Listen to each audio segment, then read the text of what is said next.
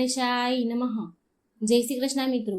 આજે આપણે ભગવાન શ્રી હરિ વિષ્ણુની નારદ મુનિ અવતાર ત્રીજા અવતારની કથા સાંભળીશું।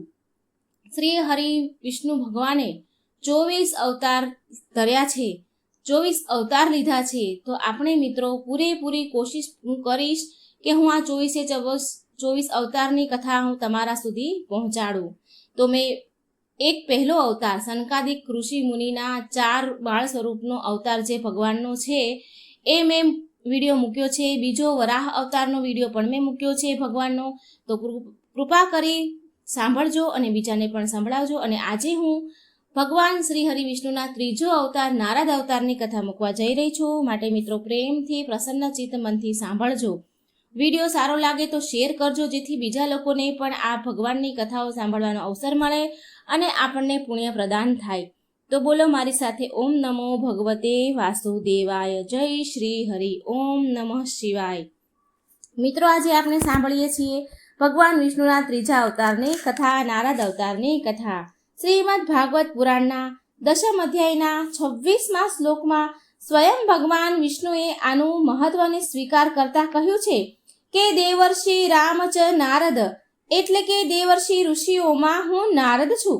સૃષ્ટિમાં ભગવાને દેવર્ષિ નારદના રૂપમાં ત્રીજો જન્મ લીધો છે અને સાત્વત તંત્ર સત્કર્મ દ્વારા ભવબંધનમાંથી મુક્તિનો માર્ગ બતાવ્યો છે। નારદ મુનિઓના દેવતા હતા, ઋષિ મુનિઓના દેવતા હતા, માટે એમને દેવ ઋષિના નામથી પણ ઓળખાય છે। પ્રિય ભક્તગણો, આપણા પુરાણોમાં સાફ સાફ કહ્યું છે કે ભગવાન ઋષિના પ્રત્યેક અવતારની કથાને જે મનુષ્ય પ્રસન્ન ચિત્ત મનથી સાંભળે છે, પૂરા શ્રદ્ધા ભક્તિ ભાવથી સાંભળે છે, તો તેને વૈકુંઠની પ્રાપ્તિ થાય છે। બધા જ પાપ નષ્ટ થઈ જાય છે, વ્યક્તિ સદગતિને પ્રાપ્ત થાય છે। માતા લક્ષ્મીની કૃપા સદાય એના ઉપર બની રહે છે। આપણા ભાગ્યના દરવાજા પણ ખુલી જાય છે। ઘરમાં સુખ શાંતિ અને સમૃદ્ધિ પણ રહે છે। તો તમે બધા ભક્ત મિત્રો આ પવિત્ર પાવન કથાને પૂરા મનથી, શ્રદ્ધાથી, ભાવથી, પ્રસન્ન ચિત્ત મનથી સાંભળજો। દેવ ઋષિ નારદ બ્રહ્માજીના માનસ પુત્ર હતા, જેનું સ્થાન 7મું હતું। મિત્રો વાર્તા સાંભળતા પહેલા તમે જો આ ચેનલમાં નવા છો તો સબસ્ક્રાઇબ કરજો અને વિડીયો લાઈક અને શેર કરજો, જેથી બીજા લોકોને પણ પવિત્ર કથા સાંભળવાનો અવસર મળે। ચાલો સાંભળીએ ભગવાન નારદ મુનિના જન્મની કથા। ઓમ ગંગ ગણાધિપતે નમઃ, ઓમ નમઃ શિવાય, ઓમ નમો ભગવતે વાસુદેવાય। સૌથી પહેલા આપણે શરૂ કરીએ દેવ ઋષિ નારદજીના જન્મની કથા। દેવ ઋષિ નારદ તેના આગલા જન્મમાં, એટલે કે તેના પહેલાના જન્મમાં ગંધર્વ હતા। એકવાર બ્રહ્માજીની સભામાં બધા જ દેવતા અને ગંધર્વ ભગવાનના નામનું કીર્તન કરી રહ્યા હતા, કીર્તન કરવા આવ્યા હતા। ત્યાં નારદજી પણ તેમની પત્નીઓ સાથે તે સભામાં આવ્યા। નારદજી જો કે એ સમયે ગંધર્વ હતા, તે તેની પત્નીઓ સાથે વીણા તથા શિંગાર કરતા જોવામાં આવ્યા, વીણા વગાડતા જોયા। આ જોઈને બ્રહ્માજીએ એમને શ્રાપ આપ્યો અને કહ્યું કે હે ગંધર્વ, તારો જન્મ એક શુદ્ર કુળમાં થશે।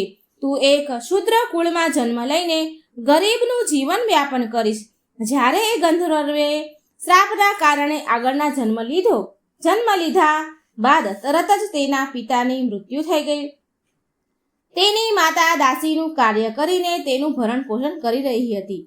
નારદજીએ જે પછી જન્મ લીધો શ્રાપના કારણે, તો એ વખતે તેની માતા દાસીનું કાર્ય કરીને ભરણ પોષણ, પાલન પોષણ કરતી હતી।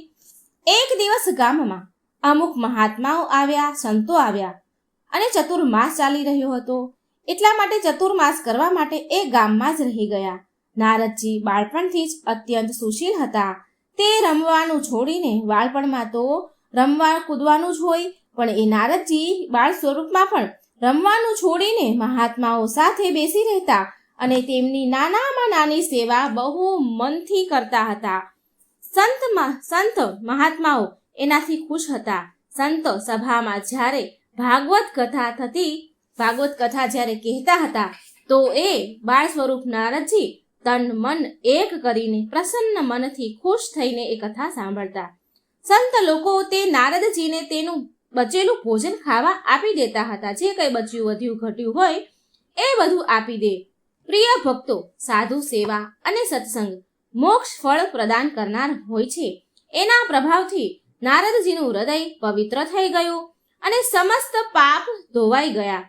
અને પાપ ધોવાઈ જતા સમયે મહાત્માઓએ પ્રસન્ન થઈને નારદજીને ભગવાન નામનો જપ અને ભગવાનના સ્વરૂપના ધ્યાન કરવાનો ઉપદેશ આપ્યો. એક દિવસની વાત છે. એક સાપના કરડવાથી એ બાળકની માતા, એટલે કે જે બાળ સ્વરૂપમાં નારદજી હતા, એમની માતા આ સંસાર છોડીને ચાલ્યા ગઈ. આ સંસારમાંથી તેમણે વિદાય લીધી. હવે આ નારદજી આ સંસારમાં એકલા જ રહી ગયા. એ સમયે તેમની ઉંમર માત્ર 5 જ વર્ષની હતી. એ બાળક નારદજી રડતા રડતા કકળતા રહી ગયા. એકલા જ આ સંસારમાં રહી ગયા. તે નાના એવા બાળકને તેની જાતે સંભાળવી પડી અને ભગવાનનો પરમ અનુગ્રહ માનીને આ અનાથનો નાથ દીનાનાથનું ભજન કરવા માટે ચાલી નીકળ્યા. એક દિવસ જ્યારે એ નાના બાળક એટલે કે નારદજી વનમાં બેસીને ભગવાનના સ્વરૂપનું ધ્યાન કરી રહ્યા હતા. અચાનક જ એ બાળકના હૃદયમાં ભગવાન પ્રગટ થયા અને થોડી વાર માટે તેમના દિવ્ય સ્વરૂપની ઝલક બતાવીને અંતર ધ્યાન થઈ ગયા. ભગવાનનું બીજી વાર દર્શન કરવા માટે નારદજી મનમાં વ્યાકુળ થઈ રહ્યા હતા. એમને ફરી દર્શન કરવા હતા. નારદજી મનમાં વ્યાકુળતા જાગી દર્શન કરવાની અને એ બાર તેના મનને વારંવાર તેના મનને સ્થિર રાખીને ભગવાનના ધ્યાનના સ્વરૂપનો જોવાનો પ્રયાસ કરવા લાગ્યા. ભગવાનના ફરી દર્શન થાય એવો વારંવાર પ્રયત્ન કરવા લાગ્યા, પરંતુ સફળ ન થયા. ફરી ભગવાને દર્શન આપ્યા નહીં. એ સમયે આકાશવાણી થઈ, હે બાળક, હવે આ જન્મમાં ફરીવાર તને મારું દર્શન નહીં થાય. આગળના જન્મમાં તું મારા પાર્ષદ રૂપમાં મને ફરી પ્રાપ્ત કરીશ. સમય આવવા પર નારદજીનું પંચતત્વનું ભૌતિક શરીર છૂટી ગયું અને કલ્પના અંતમાં એ બ્રહ્માજીના માનસ પુત્રના રૂપમાં અવતરિત થયા. દેવર્ષિ નારદ ભગવાનના ભક્તોમાં સર્વશ્રેષ્ઠ છે. આ ભગવાનની ભક્તિ અને મહાત્મયના વિસ્તાર માટે એમની વીણાના ધૂન તાન પર ભગવત પુરાણનું ગાન કરતા નિરંતર વિચરણ કર્યા કરે છે. નારદજીને ભગવાનનું મન પણ કહેવાય છે. અવિરલ ભક્તિના પ્રતીક અને બ્રહ્માજીના માનસ પુત્ર માનવા વાળા દેવર્ષિ નારદનો મુખ્ય ઉદ્દેશ ભક્તની પુકાર ભગવાન સુધી પહોંચાડવાનો છે. તે શ્રી હરિ વિષ્ણુના મોટા ભક્ત માનવામાં આવે છે અને નારદજીને અમર થવાનું વરદાન પ્રાપ્ત છે. ભગવાન વિષ્ણુની કૃપાથી નારદજી બધા જ ગુણો અને ત્રણેય લોકમાં ક્યારેય પણ પ્રગટ ક્યાંય પણ થઈ શકે છે. હવે ચાલો આપણે સાંભળીએ આ કથા. એક સમયની વાત છે. નારદ મુનિ બહુ ઘનઘોર જંગલમાં તપસ્યા કરી રહ્યા હતા. બહુ જ કઠિન તપસ્યા કરી રહ્યા હતા. નારદ મુનિની આવી કઠોર તપસ્યાની સૂચના જ્યારે ઇન્દ્રદેવને મળી તો એ વિચારવા લાગ્યા કે આ નારદ મુનિ ઇન્દ્રપ્રદ એટલે કે સ્વર્ગનું સિંહાસન લેવાના ઉદ્દેશથી આટલી કઠોર તપસ્યા કરી રહ્યા લાગે છે. એ ગભરાઈ ગયા ઇન્દ્રદેવ કે મારું સિંહાસન છીનવી લે. આમ વિચારીને તેમણે નારદ મુનિની તપસ્યામાં વિઘ્ન નાખવા માટે કામદેવને બોલાવ્યા અને એમને આજ્ઞા આપી કે ગમે તે રીતે નારદજીની તપસ્યા ભંગ કરો. કામદેવ તરત જ તેમના બધા જ અસ્ત્ર શસ્ત્ર સાથે તે સ્થાન પર પહોંચ્યા જ્યાં નારદ મુનિ સમાધિમાં લીન હતા. તેમણે નારદ મુનિની તપસ્યા ભંગ કરવા માટે બધા જ પ્રકારના પ્રહાર કર્યા, પણ કામદેવનો નારદ મુનિ પર કોઈ પ્રભાવ પડ્યો નહીં. અંતમાં નિરાશ થઈને કામદેવ ત્યાંથી પાછા ફરી ગયા. સૂતજી કહે છે કે નારદજી પર કામદેવનો કોઈ પ્રભાવ ન પડ્યો તો એનું કારણ એ હતું કે તે સ્થાન પર ભગવાન શિવે તપસ્યા કરી હતી અને કામદેવને તેમના ત્રીજા નેત્રથી ભગવાન શિવે ભસ્મ કર્યા હતા. થોડા સમય વીત્યા પછી જ્યારે નારદ મુનિની સાધના પૂરી થઈ ગઈ તો તેમના મનમાં કામદેવ પર વિજય મેળવવાનો ગર્વ થઈ ગયો કે મેં તો કામદેવ પર વિજય મેળવી લીધી, મારા ઉપર કામદેવનો કોઈ પ્રભાવ પડ્યો નહીં, આવો એને ગર્વ થયો અને તે આ વૃત્તાંત ઘટના બધી જ ખુશ થઈને ભગવાન શિવને સંભળાવવા માટે કૈલાસ પર ગયા અને કામદેવ પર વિજય મેળવવાનો બધો જ વૃત્તાંત કહ્યો શિવજીને. હવે ભગવાન શંકરે કહ્યું કે હે નારદજી, તમે મને અત્યંત પ્રિય છો, માટે તમને હું આ એક સલાહ આપી રહ્યો છું કે આ ઘટના વિશે કોઈને કહેતા નહીં અને આને ગુપ્ત જ રાખજો. પરંતુ આ તો નારદ મુનિ હતા. નારદ મુનિને મનમાં અહંકાર થવાના કારણે નારદજીએ ભગવાન શિવની સલાહને માની નહીં, તેને નજરઅંદાજ કરી દીધી અને પછી ત્યાંથી સીધા ગયા બ્રહ્મલોકમાં. બ્રહ્મલોકમાં પહોંચ્યા. ત્યાં પહોંચીને નારદજીએ બ્રહ્માજીની સ્તુતિ કરીને તેમને પણ આ ઘટના, આ ચર્ચા કરી કે મેં કામદેવ પર વિજય મેળવ્યો. એમને અહંકાર થયો. નારદ મુનિએ વિચાર્યું કે તેમના દ્વારા કામદેવ પર વિજયના સમાચાર સાંભળીને તેમના પિતા બ્રહ્માજી તેમની પ્રશંસા કરશે. પણ બ્રહ્માજીએ શિવજીની જેમ જ કહ્યું. નારદજીને કહ્યું કે આ વિષય પર વાત કોઈને કહેવાનું નહીં, આ વાતને ગુપ્ત રાખજો નારદ. એટલે નારદજી નિરાશ થઈને વિષ્ણુ લોક પાછા આવ્યા. એમણે બ્રહ્માજીની વાત પણ માની નહીં, ના શિવજીની વાત માની. ત્યાં નારદ મુનિ વિષ્ણુ લોક પર આવ્યા અને નારદ મુનિને આવતા જોઈ અંતર્યામી શ્રી હરિ વિષ્ણુ ભગવાને નારદજીનું સ્વાગત કર્યું અને એમને ઉચિત આસન આપીને તેમના આગમનનું કારણ પૂછ્યું. જ્યારે નારદ મુનિએ ભગવાન વિષ્ણુને તેમના આવવાનું અને વિજયની બધી જ ઘટના કહી તો નારદજીના અહંકાર ભર્યા વચન સાંભળીને ભગવાન વિષ્ણુએ નારદ મુનિની બહુ પ્રશંસા કરી. તો નારદ મુનિ ભગવાન વિષ્ણુને પ્રણામ કરીને ગર્વથી ત્યાંથી ચાલ્યા ગયા. પણ ભગવાન વિષ્ણુ તો તેમના ભક્તોની બધા જ પ્રકારથી રક્ષા કરે છે, અહંકારનો પતન કરે છે, અહંકારના પતનનો દ્વાર ખોલી દે છે. માટે એમના પરમ પ્રિય ભક્ત નારદજીના કલ્યાણ માટે ભગવાન વિષ્ણુએ એક માયા રચી. એમણે નારદ મુનિ જ્યાં જતા હતા ત્યાં એ માર્ગ પર એક વિશાળ નગરીની માયા રચી, જે બહુ રમણીય હતું, બધી જ રીતે સુંદર હતું, સુશોભિત હતું, રમણીય નગરી હતી. જ્યારે નારદ મુનિ ત્યાં પહોંચ્યા એ નગરીમાં, ત્યાંના રાજાએ તેની પુત્રીના વિવાહ માટે સ્વયંવરનું આયોજન કર્યું હતું, જેમાં બહુ બધા રાજાઓ, રાજકુમારો આવ્યા હતા. તે ત્યાં નારદ મુનિએ રાજાના મહેલમાં અંદર પહોંચ્યા. તે ત્યાં અંદર ગયા. નારદ મુનિને જોઈને એ રાજાએ તેમને સિંહાસન પર બેસાડ્યા અને તેમની બધી જ રીતે સેવા સત્કાર કર્યો. ત્યાર પછી એ રાજાએ તેની પુત્રીને બોલાવી અને નારદ મુનિને કહ્યું કે હે મુનિવર, તમે તો જ્યોતિષ વિદ્યાના મહાજ્ઞાની છો. મેં મારી પુત્રી માટે સ્વયંવરનું આયોજન કર્યું છે. કૃપા કરી તમે મારી દીકરીનું ભાગ્ય જુઓ, આને કેવો વર મળશે વગેરે વિશે બધું એ રાજાએ પૂછ્યું કે અમને જણાવો. જ્યારે રાજકુમારી પરમ સુંદરીનું ભાગ્ય જોયું નારદજીએ તો નારદ મુનિ ચકિત રહી ગયા. બધા જ પ્રકારની સુંદર, સર્વ ગુણોથી સંપન્ન એ રાજકન્યાને જોઈને નારદ મુનિએ કહ્યું કે હે રાજન, તમારી કન્યા સમસ્ત સર્વ સુલક્ષણોથી સંપન્ન છે, પરમ સૌભાગ્યશાળી અને સાક્ષાત લક્ષ્મી સમાન છે. જે પણ આ કન્યા સાથે વિવાહ કરશે તે ચક્રવર્તી સમ્રાટ બનશે.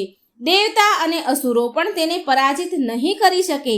આમ કહીને નારદ મુનિ રાજા પાસેથી વિદાય લઈને ત્યાંથી ચાલ્યા ગયા અને મનમાં એ કન્યા સાથે વિવાહ કરવાની ઈચ્છા વ્યક્ત કરી. એમને ઈચ્છા જાગી એ વિવાહ સાથે, કન્યા સાથે લગ્ન કરવાની. આ પ્રકારે તત્વજ્ઞાની નારદજી મોહ માયાના ચુંબકીય આકર્ષણમાં ફસાઈ ગયા. સમસ્ત નારીઓને સુંદરતા સૌથી પ્રિય હોય છે. આ સંસારમાં ભગવાન વિષ્ણુ કરતા સુંદર કોણ છે? આમ વિચારીને નારદ મુનિ વિષ્ણુ લોક પહોંચ્યા અને નારદ મુનિને ત્યાં આવેલા જોઈને ભગવાન વિષ્ણુ એની માયાથી મોહિત થયેલા નારદજીને તેના આવવાનું કારણ પૂછ્યું. તો નારદ મુનિએ ભગવાન વિષ્ણુને બધી જ વાત કહી સંભળાવી. જે નગરી સુંદર જોઈ, જે ઘટના છે એ બધી જ ભગવાન વિષ્ણુને સંભળાવી અને કહ્યું કે મને તમારી સમાન સુંદર રૂપવાન બનાવી દો પ્રભુ, જેનાથી એ સુંદર કન્યા મને સ્વયંવરમાં મારું વરણ કરે, મને જે વરણ કરે. આ સાંભળીને ભગવાન વિષ્ણુ મંદ મંદ હસવા લાગ્યા અને કહ્યું, હે મુનિવર, જેમાં તમારું ભલું હશે હું એ જ કરીશ, તમે એ સ્થાન પર જાઓ. એવું કહ્યું પછી ભગવાને નારદજીના બધા જ અંગ તેમના પોતાના જેવા સમાન બનાવી દીધા. આખું શરીર શ્રી હરિ વિષ્ણુ સમાન, એના પોતાના સમાન નારદજીનું બનાવી દીધું અને મુખ વાનરનું બનાવી દીધું. તેમના નારદજી તેમના અંગોને ભગવાન વિષ્ણુ સમાન થયેલા જોઈને નારદ મુનિ બહુ ખુશ થયા અને સ્વયંવરમાં પહોંચી ગયા. જ્યાં બધા જ રાજાઓ બેઠા હતા ત્યાં જઈને એક આસન પર બિરાજમાન થઈ ગયા અને મનમાં વિચાર કરવા લાગ્યા કે હું તો ભગવાન વિષ્ણુ સમાન રૂપ ધારણ કરીને આવ્યો છું, માટે આ રાજકુમારી તો જરૂર મારું જ વરણ કરશે. પણ નારદ મુનિ એ વાતથી અજાણ હતા કે તેમનું મુખ કેટલું કુરૂપ છે. નારદ મુનિની રક્ષા માટે ભગવાન વિષ્ણુએ એના 2 પાર્ષદ મોકલ્યા હતા સ્વયંવરમાં, જે બ્રાહ્મણનું રૂપ ધારણ કરીને નારદ મુનિની પાસે જઈને આવીને બેસી ગયા. તે બંને નારદ મુનિને એના વાસ્તવિક રૂપનો ભેદ બતાવવા માટે એકબીજા સાથે વાતચીત કરતા નારદજીની હસી મજાક કરવા લાગ્યા. પણ આ કામ વશ મોહ માયામાં વશ થયેલા નારદ મુનિએ તેમની વાતો પર ધ્યાન જ ન આપ્યું અને રાજકુમારીના આવવાની વાટ જોવા લાગ્યા.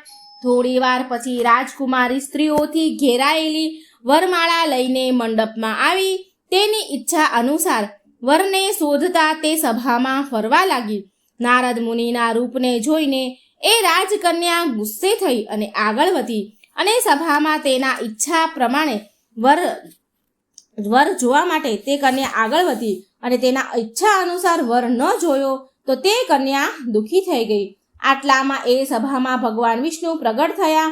વિષ્ણુ ભગવાનને જોઈને તે રાજકન્યા બહુ ખુશ થઈ અને વરમાળા ભગવાનના ગળામાં પહેરાવી દીધી. હવે શું? ભગવાન વિષ્ણુએ કન્યાને લઈને તરત જ ત્યાંથી લઈને અંતર ધ્યાન થઈ ગયા અને તેમના વૈકુંઠ લોકમાં ચાલ્યા ગયા. ભગવાનને આમ કરતા જોઈને નારદ મુનિના મનમાં બહુ દુઃખ થયું. એમને ક્રોધ આવ્યો. ભગવાનના મોકલેલા બ્રાહ્મણ રૂપી પાર્ષદોએ નારદ મુનિને કાચમાં તેમનું મુખ જોવા માટે કહ્યું. નારદ મુનિએ તેમનું વાસ્તવિક સ્વરૂપ જોયું તો તેમના ક્રોધની તો કોઈ સીમા ન રહી.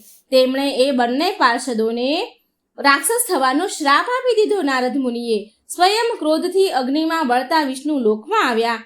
પ્રિય ભક્તગણો, એ કન્યા વાસ્તવમાં સ્વયં મહાલક્ષ્મી હતા, પણ કામરૂપી મેઘ નારદ મુનિના કામરૂપી સૂર્યને ઢાંકી દીધો હતો, જેના કારણે નારદજી આ કામરૂપી મોહમાયાને સમજી ન શક્યા અને ક્રોધવશ થઈને ભગવાન વિષ્ણુને અપશબ્દ બોલવા લાગ્યા અને શ્રાપ આપ્યો.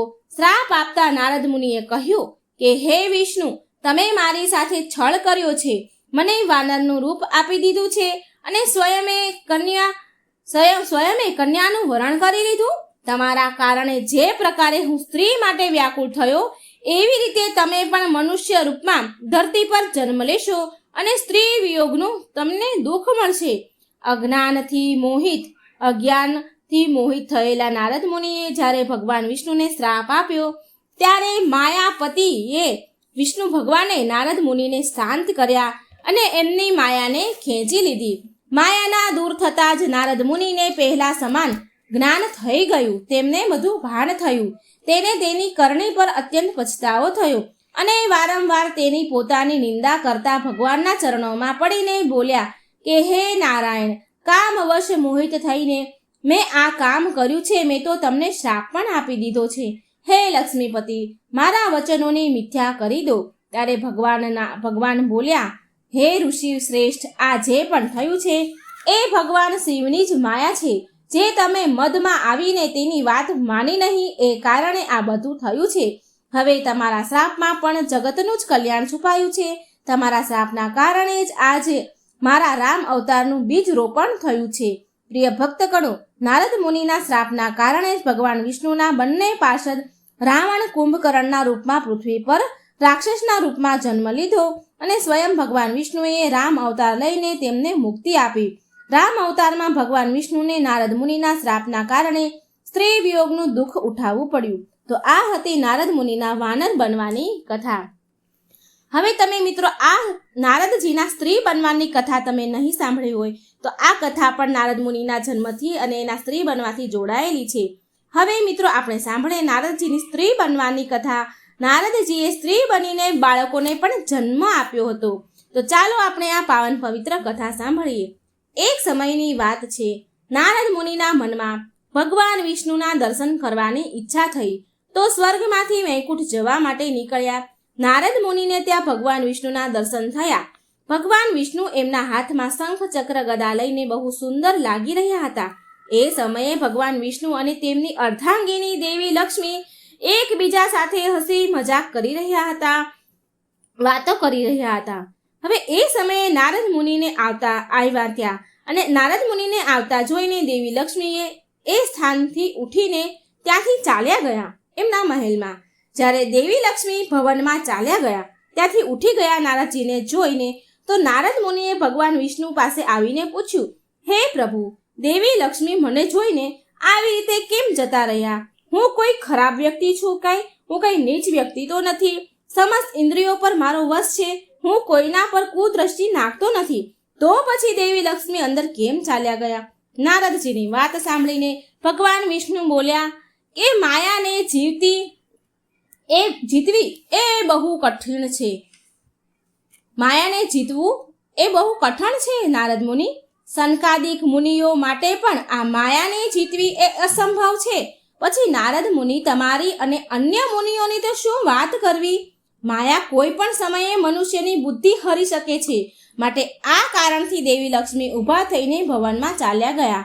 દેવર્ષિ નારદ બોલ્યા, પ્રભુ, મેં માયાને જીતી લીધી છે. માયા મારી ઉપર કોઈ પ્રભાવ નથી નાખી શકે એમ. હું સદાચારનું પાલન કરનાર છું. નારદજીની વાત સાંભળીને ભગવાન વિષ્ણુ હસી પડ્યા. બોલ્યા કે નારદ, તું આ વાત કોઈ પણની સામે બોલતા નહીં, કારણ કે માયાને જીતવી કઠણ છે. માયા સદાય પ્રાણીઓમાં ભ્રમ નાખે છે, ભ્રમતા ઉત્પન્ન કરે છે. કામ, ક્રોધ, મદ, મોહ, લોભ આના જ સ્વરૂપ છે. આટલું કહીને ભગવાન વિષ્ણુ ચૂપ થઈ ગયા. ત્યારે દેવર્ષિ નારદ બોલ્યા, હે પ્રભુ, હું તમારી આ માયાનું સ્વરૂપ જોવા માંગુ છું. જો તમે મારા પર પ્રસન્ન છો તો કૃપા કરી તમે મને તમારી આ માયાનું વાસ્તવિક રૂપ દેખાડો. કેમ કે આને જોવા માટે, જાણવા માટે મારી પ્રબળ ઈચ્છા છે. મારા મનમાં ઈચ્છા ઉત્પન્ન થઈ છે. માટે તમે મને આ માયાને બતાવો અને આ સમજાવો અને મારા મનને શાંત કરો. નારદજીની આવી વાત સાંભળી, પ્રાર્થના સાંભળી ભગવાન વિષ્ણુ બોલ્યા કે નારદ, માયા તો સર્વવ્યાપી છે, પણ જો તમે એને જોવા જ માંગો છો તો ચાલો મારા ગરુડ પર સવાર થઈ જાઓ. હું તમને માયાના દર્શન કરાવું છું. આટલું કહીને ભગવાન વિષ્ણુ પણ ગરુડ પર બેસી ગયા અને તેની પાછળ નારદજી પણ બેસી ગયા. ભગવાન વિષ્ણુનો આદેશ મેળવીને ગરુડજીએ ઉડવાનું શરૂ કર્યું. ભગવાન વિષ્ણુ જે દિશામાં જુએ એ દિશામાં ગરુડ જાય. આમ અનેક વન, નદી, પર્વત, નગર અને નાના નાના ગામો, જંગલો ફરતા ફરતા પ્રાણીઓને જોતા જોતા ભગવાન વિષ્ણુ કન્યા કુંજ નામના સ્થળે પહોંચ્યા. કન્યા કુંજમાં એક મોટું સરોવર હતું. ભગવાન વિષ્ણુ અને નારદજી સરોવર પાસે ગયા. બંને ગરુડ ઉપરથી નીચે ઉતર્યા અને તે સરોવર પાસે ભ્રમણ કરવા લાગ્યા. થોડી વાર પછી ભગવાન વિષ્ણુએ નારદજીને કહ્યું, નારદ, તમે અત્યારે સરોવરમાં જઈને સ્નાન કરો. ભગવાન વિષ્ણુની વાત સાંભળીને નારદ મુનિ એમની વીણા ભગવાન વિષ્ણુ પાસે મૂકી દીધી અને સરોવરમાં ચાલ્યા ગયા અને સ્નાન કરવા લાગ્યા. સ્નાન કરતા સમયે નારદજીએ સરોવરમાં ડૂબકી મારી અને જેવા ઉપર આવ્યા તો નારદજીએ જોયું કે તેમનું શરીર આખું સ્ત્રીનું થઈ ગયું છે. દૂર ઉભેલા ભગવાન વિષ્ણુ નારદજીને જોઈને હસી રહ્યા હતા. સ્ત્રી બન્યા પછી નારદજીને જૂનું કંઈ યાદ જ નહોતું. એ કોણ હતા, ક્યાં હતા, શું હતા, એ બધી જ યાદદાસ્ત, એ બધી સ્મૃતિ નારદજીની ચાલી ગઈ. એ બધું જ ભૂલી ગયા કે એ કોણ છે. ત્યારે ભગવાન વિષ્ણુ નારદજીની વીણા લઈને ગરુડ ઉપર બેસીને ત્યાંથી ચાલ્યા ગયા. સ્ત્રી બનેલા નારદ સરોવરના કિનારે બેઠા છે. પોતે પુરુષ હતા એ તેમને યાદ હતું નહીં. યાદદાસ્ત તે ભૂલી ગયા અને એ ભૂલી જવાના કારણે એ સરોવરના કાંઠે વિચારવા લાગ્યા કે હું કોણ છું અને હવે મારે ક્યાં જવું જોઈએ, શું કરવું જોઈએ, ક્યાંથી હું આવી છું, આ બધો વિચાર કરે છે. સ્ત્રી રૂપી નારદ આવો વિચાર કરી રહ્યા હતા. એ સમયે સરોવરના તટ પર કાળધ્વજ નામના એક રાજા તેની સેના સહિત ત્યાં પધાર્યા. બહુ જ સુંદર રૂપ થયું હતું નારદજીનું. બહુ સુંદર અને આકર્ષણ સ્ત્રી રૂપી નારદને જોઈને તાલધ્વજે પૂછ્યું કે દેવી, તમે કોણ છો? તમારા પિતા કોણ છે? પતિ કોણ છે? અને તમે અહીં શું કરી રહ્યા છો? તો તાલધ્વજની વાત સાંભળીને સ્ત્રી રૂપી નારદ કહે છે કે મને ખબર નથી કે હું કોણ છું અને અહીં કેમ આવી છું. આ સમયે મારું કોઈ પણ રક્ષણ કરનારું નથી. ત્યારે તાલધ્વજ બોલ્યા કે દેવી, તું મારી સાથે મારા મહેલમાં ચાલ. હું તમારા પર મોહિત થઈ ગયો છું અને હું તમને મારી પત્ની બનાવવા માંગુ છું. તાલધ્વજની વાત સાંભળીને સ્ત્રી રૂપી નારદ પણ તૈયાર થઈ ગયા તેની સાથે જવા.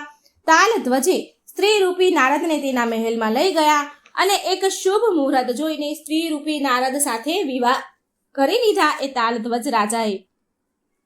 ત્યાર પછી તાલધ્વજે અને સ્ત્રી રૂપી નારદ અનેક સ્થાનો પર ભ્રમણ કરે છે અને એકબીજા સાથે સમય વિતાવે છે.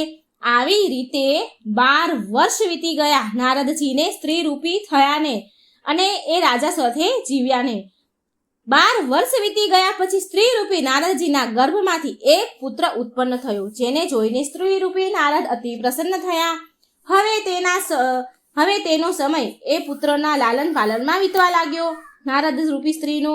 અને આવી રીતે નારદજીએ 12 પુત્રને જન્મ આપ્યો. આ બધા જ પુત્ર મોટા થઈ ગયા અને નારદજીએ તેના બધા જ પુત્રોના વિવાહ કર્યા.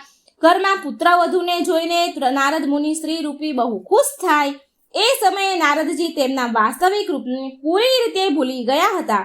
આવી રીતે માયાના પ્રભાવથી નારદજી પોતાને જ ભૂલી જતા નારદજીને કેટલાય પૌત્ર અને પુત્રીઓ થઈ ગઈ.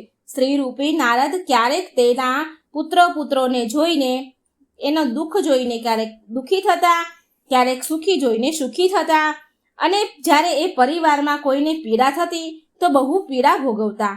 એક સમયની વાત છે. તાલધ્વજના રાજાએ પાડોશી રાજા તેના રાજ્ય પર આક્રમણ કર્યું હતું. તાલધ્વજના રાજાના રાજ્યમાં આક્રમણ કર્યું ત્યારે સ્ત્રી રૂપી નારદજીના પૌત્ર પુત્રી બધા જ યુદ્ધમાં મરી ગયા.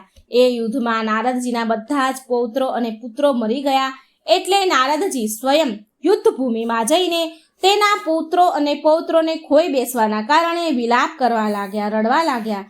રાજા તાલધ્વજ પણ તેની સાથે અને એ પણ બહુ દુઃખી હતા. આવી રીતે માયાથી છેતરાયેલા સ્ત્રી રૂપી નારદજીએ યુદ્ધમાં તેના પુત્ર અને પૌત્ર પુત્રીના મરી જવાના કારણે યુદ્ધ ભૂમિમાં રડી રહ્યા હતા. તો સ્ત્રી રૂપી નારદને યુદ્ધ ભૂમિમાં રડતા જોઈ ભગવાન વિષ્ણુએ એક બ્રાહ્મણના રૂપમાં સ્વરૂપ લીધું અને ત્યાં આવ્યા. સ્ત્રી રૂપી નારદને સમજાવે છે કે દેવી, તું કેમ રડી રહી છો? કોઈના પુત્ર નથી, ના તો કોઈના પિતા છે, ના કોઈના પુત્ર છે અને આ કોઈની નથી. અહીંયા કોઈની માતા, ના કોઈની માતા, ના કોઈના પિતા, ના કોઈના પુત્ર. આ બધા સંબંધ માયા ઝાડના છે. તમારા દુઃખને છોડીને આની અંતિમ ક્રિયાનું કાર્ય કરો. આ ધરતી પર બધા જ માયા ઝાડના સંબંધ છે. કોઈનું અહીંયા કોઈ નથી. બ્રાહ્મણ રૂપી વિષ્ણુ ભગવાનની વાત સાંભળીને સ્ત્રી રૂપી નારદે તાલધ્વજે બંનેએ તેમના મરેલા પુત્ર અને પૌત્રોના અંતિમ સંસ્કાર કર્યા. ત્યાર પછી બ્રાહ્મણ રૂપી ભગવાન સ્ત્રી રૂપી નારદને કહે છે કે હવે તમે તમારા પૌત્રની આત્માની શાંતિ માટે તીર્થમાં જઈને સ્નાન કરો. આમ કહીને ભગવાન વિષ્ણુએ સ્ત્રી રૂપી નારદ અને તાલધ્વજને એના સંબંધીઓ સહિત સાથે તીર્થમાં જાય છે. બધાને જ લઈને અને એ તીર્થમાં બહુ મોટું સરોવર હતું. બ્રાહ્મણ રૂપી ભગવાન સ્ત્રી રૂપી નારદને કહે છે કે દેવી, તું હવે આ તળાવમાં સ્નાન કર અને તમારા પુત્ર અને પૌત્રોની આત્માને શાંતિ માટે પૂજા કરો. દેવી, તમે તમારા પુત્રો માટે શોક ન કરો, રડશો નહીં, વિલાપ ન કરો. તમારા ન જાણે કેટલાય જન્મ થઈ ગયા. તમે તમારા આ શોકને ત્યાગી દો અને તમારા કર્તવ્યનું પાલન કરો. બ્રાહ્મણ રૂપી ભગવાનની વાત સાંભળીને સ્ત્રી રૂપી નારદ સ્નાન કરવા માટે એ સરોવરમાં ગયા અને પૂજા કરે છે. એ સરોવરમાં સ્ત્રી રૂપી નારદે ડૂબકી મારી. જેવી જ એમણે ડૂબકી મારી બહાર આવે છે તો એમનું શરીર પુરુષમાં જોવે છે. સ્ત્રીમાંથી પાછા એ નારદજી રૂપમાં આવી ગયા. ધીરે ધીરે તેમની યાદદાસ્ત સ્મૃતિ બધી જ પાછી આવી ગઈ નારદજીની. સરોવરની બહાર આવી ગયા પછી નારદજીને ભગવાન વિષ્ણુના દર્શન થયા છે. આ જોઈને નારદજી બહુ ખુશ થયા. ત્યારે રાજા તાલધ્વજ જુએ છે કે તેની પત્નીની જગ્યા પર સરોવરમાંથી કોઈ પુરુષ નીકળી રહ્યો છે. તો એ ભગવાન વિષ્ણુને પૂછે છે, હે પ્રભુ, મારી પત્ની ક્યાં ગઈ? તો ભગવાન વિષ્ણુ બોલ્યા કે હે તાલધ્વજ, આ સંસારમાં કોઈનું નથી. જેવી રીતે એ સ્ત્રી સરોવર પાસે મળી હતી એવી જ રીતે સરોવરમાં જ તે વિખૂટી પડી ગઈ. માટે તું એને ભૂલી જા અને ભગવાનના ધ્યાનમાં લાગી જા. ભગવાન વિષ્ણુની વાત માની તાલધ્વજ તેનું રાજ્ય છોડીને જંગલમાં તપસ્યા કરવા ચાલ્યા ગયા. સરોવરમાંથી પુરુષ રૂપ ધારણ કર્યા પછી નીકળેલા નારદજીને ભગવાન વિષ્ણુ હસીને કહે છે કે હે નારદજી, હવે તો તમને મારી માયાના દર્શન થઈ ગયા ને? તમે જોયું ને કે મારી માયા કેટલી બળવાન છે. હવે મને વિશ્વાસ છે કે માયાને જોવાની. નારદજી બોલ્યા કે હવે મને તમારા માયાના દર્શન થઈ ગયા. અને ભગવાન વિષ્ણુ કહે છે કે હવે મને વિશ્વાસ છે કે માયાને જોવાની જે તમારા મનમાં ઈચ્છા જાગી હતી તે હવે પૂરી થઈ ગઈ છે. હું હવે વૈકુંઠ જાઉં છું. તમારી ઈચ્છા હોય તો મારી સાથે વૈકુંઠ આવી શકો છો, કે પછી તમારી ઈચ્છા અનુસાર તમારે બીજે પણ જવું હોય તો જઈ શકો છો. નિર્ણય લેવા માટે તમે સ્વતંત્ર છો. ભગવાન વિષ્ણુની વાત સાંભળીને નારદ મુનિ બોલ્યા કે હે પ્રભુ, તમે મને માયાના દર્શન કરાવ્યા માટે તમારો બહુ બહુ ધન્યવાદ. હે પ્રભુ, તમારો ખૂબ ખૂબ ધન્યવાદ. હવે હું બ્રહ્મલોકમાં જવા ઈચ્છું છું. તમે વૈકુંઠ જાઓ. ત્યારે ભગવાન વિષ્ણુ વૈકુંઠ ગયા અને નારદજી બ્રહ્મલોકમાં ગયા. પ્રિય ભક્તગણો, પૌરાણિક માન્યતા અનુસાર નારદ મુનિ બ્રહ્માજીના ખોળામાં પ્રગટ થયા હતા. બ્રહ્માજીના પુત્ર બનવા માટે તેમણે કઠોર તપસ્યા કરી હતી. તે સૃષ્ટિના પહેલા સંદેશવાહક છે, પત્રકાર પણ માનવામાં આવે છે. દેવર્ષિ નારદને સમાચારના દેવતા પણ કહેવાય છે, કેમ કે તે હંમેશા ત્રણેય લોકમાં ભ્રમણ કરતા રહે છે, સૂચના આદાન પ્રદાન કરતા રહે છે. પ્રિય ભક્તો, નારદજીને એક જગ્યા પર ન ટકવા પાછળ પણ એક કારણ છે. નારદજી ક્યારે એક જગ્યા પર નથી ટકતા. રાજા દક્ષ દ્વારા તેમને શ્રાપ આપવામાં આવેલો હતો. પૌરાણિક માન્યતા અનુસાર રાજા દક્ષના 10,000 પુત્ર હતા, જેને નારદજીએ મોક્ષની શિક્ષા આપીને રાજપાઠથી મુક્ત કર્યા હતા. પછી રાજા દક્ષે પંચજની સાથે વિવાહ કર્યા અને તેમને 1,000 પુત્ર થયા. નારદજીએ દક્ષના આ પુત્રોને પણ મોહમાયાથી દૂર કરી દીધા અને મોક્ષના રસ્તે ચાલતા શીખવાડ્યું. જેના કારણે આ બધા પુત્રોમાંથી રાજા દક્ષનો રાજપાઠ ન સંભાળ્યો. આ કોઈ પુત્રએ રાજપાઠ સંભાળ્યો નહીં. આનાથી દક્ષ રાજા બહુ ક્રોધે ભરાયા અને આ કારણથી તેમણે નારદજીને શ્રાપ આપી દીધો કે તું હંમેશા આમ તેમ ભટકતો રહીશ અને એક સ્થાન પર 2 ઘડીથી વધારે સમય સુધી નહીં ઊભા રહી શકે. આવો શ્રાપ રાજા દક્ષે નારદજીને આપ્યો હતો. આ કારણથી નારદજી આમ તેમ ભ્રમણ કરતા રહે છે. તો મિત્રો, આ હતી નારદજીના જન્મની અત્યંત પવિત્ર કથા, ભગવાન વિષ્ણુના અવતારની કથા. પ્રેમથી બોલો જય શ્રી હરિ, જય શ્રી કૃષ્ણ. ઓમ નમઃ શિવાય. પ્રિય ભક્તગણો, હું આશા રાખું છું કે તમને આ કથા બહુ પસંદ આવી હશે. તો વિડીયો લાઇક કરવાનું ભૂલશો નહીં, શેર કરવાનું ભૂલશો નહીં અને ચેનલને સબસ્ક્રાઈબ કરવાનું પણ ભૂલશો નહીં. તમારો દિવસ મંગલમય રહે એવી પ્રાર્થના સાથે વિદાય લઉં છું. જય શ્રી કૃષ્ણ. રાધે રાધે. Thank you.